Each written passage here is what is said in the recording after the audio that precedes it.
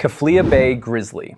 On October 5, 2003, at the head of Kaflia Bay on the remote Pacific coast of Katmai National Park, a stretch of Alaska reachable only by float plane, the salmon run was ending, and the brown bears in the area were feeding hard before winter. Timothy Treadwell was 46, a self-styled bear conservationist who had spent 13 summers camping among the brown bears of Katmai without a firearm or bear spray, filming them at close range and giving them names. That season, his girlfriend, Amy Huguenard, 37, a physician's assistant, was in camp with him. They had already packed to leave and had extended their stay by a few days. Near the camp was a large brown bear the pair didn't recognize, an older male that hadn't grown used to Treadwell the way the local bears had. A video camera was switched on, with the lens cap still in place, and it captured only audio. Then, the bear attacked. On the recording, Treadwell shouts that he's being attacked and calls for Huguenard to run. She's heard telling him to play dead, then to fight back, striking at the animal. Treadwell was killed and partly consumed, and Huguenard was killed as well. The audio ran roughly 6 minutes. The next day, air taxi pilot Willie Fulton flew in to pick them up and found the camp destroyed and a bear at the site. Park rangers and troopers who responded shot and killed a large male brown bear, whose stomach was later found to contain human remains, along with a second bear that charged them. The recovered camera held audio of the attack, but no image, because the lens cap was on, and the troopers who reviewed it described only voices and the bear. Director Werner Herzog, who used Treadwell's own footage in the 2005 documentary Grizzly Man, listened to the tape and refused to include a moment of it, telling Palavac she must never listen to it. She later destroyed the recording. The deaths were ruled a bear mauling, and Katmai officials noted Treadwell had repeatedly camped in dense brush near a heavily used bear trail late in the season, when food-stressed bears were least tolerant. It was the first bear-related fatality in the park's history. St. Mary's Moose Flight. On September 12, 2023, at a remote ridgetop airstrip roughly 64 miles from the western Alaska village of St. Mary's, a hunting party had killed a moose, and a small Piper Super Cub was shuttling the meat out in loads. Eugene Peltola Jr., 57, known as Buzzy, was the pilot. He was the Alaska Regional Director for the Bureau of Indian Affairs, and the husband of Congresswoman Mary Peltola, and he'd already flown one load out and returned for another. The plane was loaded with more than 500 pounds of moose meat, and a set of moose antlers had been lashed to the right wing strut. The hunters watching noticed the takeoff run was long, about 530 feet, and the aircraft looked labored compared with the earlier flight. Immediately after lifting off, the plane rolled to the right. It crashed on the ridgeline, and Peltola survived the impact. The hunters reached him, and he was talking and didn't appear to be in pain, but over the next roughly 2 hours, he became less responsive and then had no pulse. A National Guard helicopter from Anchorage didn't reach the site until about 6 hours after the crash, near 1:50 the following morning. The National Transportation Safety Board found the aircraft was over its maximum weight, and that the antlers had been mounted to the wing strut without the required Federal Aviation Administration approval, and it concluded the overweight plane and the unapproved external load had caused a loss of control into an area of mechanical turbulence and downdrafts. The board listed the probable cause as the pilot's decision to operate over gross weight with an unapproved external load. Eldridge Glacier crevasse.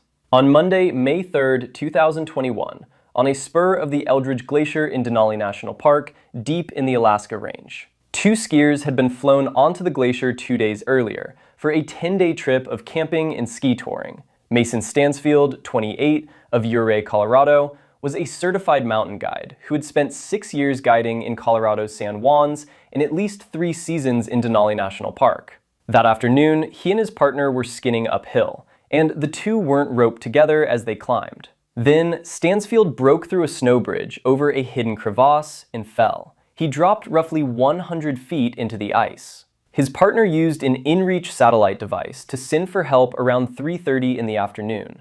A high-altitude helicopter carrying 2 mountaineering rangers left the Talkeetna airport within 30 minutes, and a ranger was lowered into the crevasse on a rope and found Stansfield dead about 100 feet down. Park officials recorded the death as a crevasse fall, and rangers recovered his body that evening. Scandies Rose. On New Year's Eve, December 31, 2019, in the Shelikof Strait south of Sutwick Island in the Gulf of Alaska, A heavy weather forecast was out, and several fishing captains had already turned back to shelter as freezing spray built on their boats. The Scandies Rose was a 130-foot steel crab boat out of Kodiak, running toward the Bering Sea crab grounds with 7 aboard. Her captain, Gary Cobbin Jr., 60, had his 30-year-old son David among the crew. Freezing spray was coating the vessel and her stacked crab pots with ice, adding weight high on the boat. The Scandies Rose began to list and couldn't right herself. Late that night, the crew radioed a mayday, with the captain heard saying they were rolling over, and the boat capsized and sank. The Coast Guard launched aircraft and rescuers into the storm, and 2 crewmen, John Lawler and Dean Gribble Jr., reached a life raft and were pulled from the water. The other 5, including the captain and his son, were never recovered. A National Transportation Safety Board investigation found the vessel's stability guidance had given inaccurate crab pot stacking instructions, especially for icing conditions, and that the captain had continued through worse than forecast weather and heavy icing without seeking shelter as other captains had. The board attributed the sinking to those inadequate stability instructions combined with severe icing, and the decision to press on. Mendenhall Lake kayak. On July 11, 2023, on Mendenhall Lake, the meltwater lake at the foot of the Mendenhall Glacier just outside Juneau. Cold water fed straight off the ice, and currents moved through the lake from the glacier face. Paul Rodriguez Jr., 43, of Juneau, set out to paddle a kayak up toward the glacier that day. A photo he posted showed his kayak with the glacier behind it, and a caption that he was headed up to the glacier. He was paddling in the glacial water without a life jacket or protective cold water clothing. Then, a strong current coming off the glacier caught his kayak. It overturned, and he went into the near-freezing water and drowned. A helmet-mounted GoPro he was wearing recorded the capsize and the drowning. His empty kayak was found floating on the lake that day, and troopers began a search, though recovery efforts were later paused over safety concerns. Alaska State Troopers ruled the death a drowning, and noted he hadn't been wearing a flotation device or clothing suited to glacial water. Rescue Gully avalanche. On June 10, 2025, high on the west buttress route of Denali, near the Rescue Gully above the 14,000-foot camp. It was early evening, around 6:15, on a slope of wind-loaded snow. Nicholas Vizzini, 29, of Washington State, was descending the slope with a partner who was on a snowboard, the two coming down from above the camp. As they descended, they triggered a soft slab avalanche on the slope. The slab released at about 16,600 feet and ran down to roughly 15,000 feet, carrying both of them. Vizzini was swept down and mostly buried in the debris. 2 mountaineering rangers on an acclimatization climb nearby saw the snowboarder on the surface and responded, digging Vizzini out of the debris and giving him CPR for about 40 minutes before stopping. Park officials recorded the death as an avalanche fatality. His partner had minor injuries, and rangers flew Vizzini's body to Talkeetna in the state medical examiner. Arctic Rose. On April 2, 2001, in the Bering Sea west of St. Paul Island, 3 weather fronts were colliding in the area, warm, cold, and occluded, kicking up seas around 20 feet. The Arctic Rose was a 92-foot trawler and fish processor working the Bering Sea with 15 men aboard, fishing far offshore in one of the most dangerous fisheries in the world. In the early hours, water began entering the vessel. It took on water and lost stability in the heavy seas. The Arctic Rose capsized and sank in under 5 minutes, taking all 15 crew down with her. And only the body of skipper Dave Rundle was ever recovered. A distress beacon alerted searchers, and the Coast Guard reached the area to find a debris field, a single body, and no survivors. A Coast Guard Marine Board of Investigation reviewed 19 scenarios and concluded the most likely cause was the vessel capsizing after taking on water through a watertight door left open, with weight changes made after a stability test as a contributing factor. A former investigator on the case disputed that finding, arguing that underwater video showed hull damage from broken loose fishing gear, though that theory was never adopted as the official cause.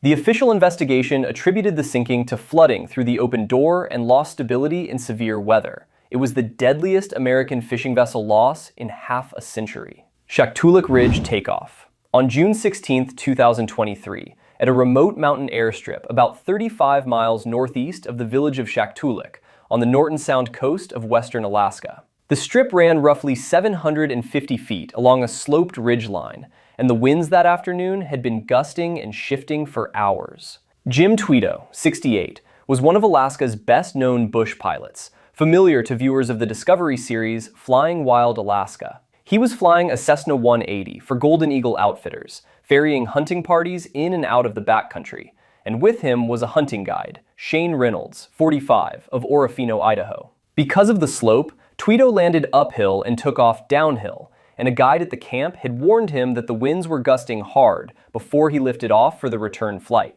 On takeoff, the plane met a gusting tailwind and struck a tree at the end of the strip. The impact disabled the aircraft's pitch control, and Tweedo lost command of the plane. It went down uncontrolled and struck the terrain, killing both men. The National Transportation Safety Board found the probable cause to be the gusting tailwind conditions during takeoff, which led to the tree strike, the loss of control, and the crash. Stampede Trail bus. On April 28, 1992, at the head of the Stampede Trail outside the small town of Healy, Alaska, where the rough track runs west toward the Sushana River. It was late spring, with the ground still holding snow and the rivers beginning to swell. Christopher McCandless was 24, a recent Emory University graduate who had spent 2 years drifting across North America under the name Alexander Supertramp. A local electrician, Jim Gallion, gave him a ride to the trailhead, and, worried by his light pack, thin rations, and lack of experience, tried to talk him out of going. McCandless hiked in anyway and made a camp at an abandoned Fairbanks City Transit bus, Bus 142, on the eastern bank of the Sushana River, where he hunted small game and foraged wild plants to survive. By July, the melting snow had swelled the Teklanika River behind him, cutting off the route he had walked in on. He tried to hike out, but turned back at the impassable water. Weakened and unable to leave, he grew steadily thinner over the following weeks, and a journal entry and a note left on the bus recorded that he was injured, near death, and calling for help. He died inside the bus in mid-August. On September 6, 1992, a party of moose hunters reached the bus and found his body in a sleeping bag, weighing about 67 pounds. His death was officially ruled starvation. Writer John Krakauer, in Into the Wild, argued that toxins in wild seeds may have left him unable to keep food down, and a later Oregon State study lent some support to the idea, though the exact mechanism remains debated. The medical examiner recorded starvation as the cause of death, and the case became one of the most examined wilderness deaths in Alaska. The bus itself became a pilgrimage site that drew hikers into the same dangerous terrain, and in 2020, state authorities airlifted Bus 142 out of the wilderness for public safety.